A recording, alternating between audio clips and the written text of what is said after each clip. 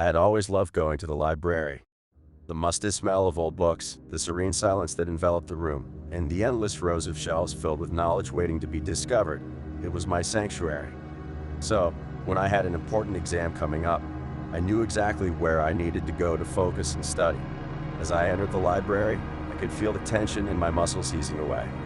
The familiar sight of the librarian behind the front desk, the sound of pages turning, and the soft shuffling of feet on the carpeted floor all made me feel at home. I grabbed a stack of textbooks and headed to my favorite corner of the library, where a cozy armchair nestled between two tall bookshelves awaited me. I settled into the chair and opened my first textbook, determined to make the most of my study session. But as I flipped through the pages, my attention kept drifting to a book on the shelf next to me. It was old and weathered, its cover faded and worn. The title, The Book of Secrets, was embossed in gold letters on the front.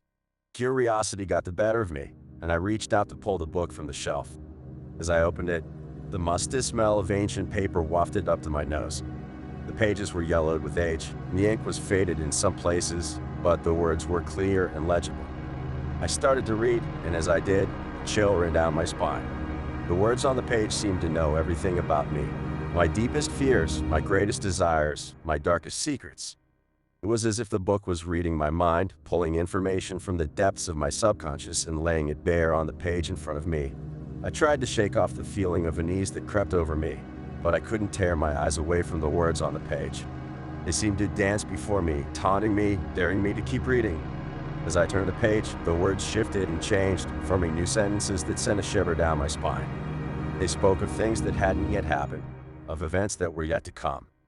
It was as if the book was predicting my future, laying out a path for me to follow, whether I wanted to or not. I felt a cold sweat break out on my forehead, and my hands trembled as I continued to read. The words became more sinister, more foreboding, as if the book was leading me down a dark and dangerous path that I couldn't escape. Suddenly, a shadow fell over me, and I looked up to see the librarian standing before me, a concerned look on her face.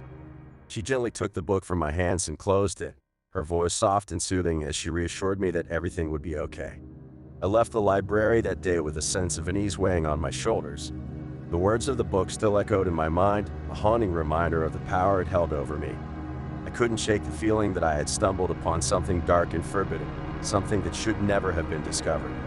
And as I lay awake in bed that night, the words of the book swirling around me like a dark cloud, I couldn't help but wonder what other secrets lay hidden within its pages, waiting to be uncovered by those brave or foolish enough to read them.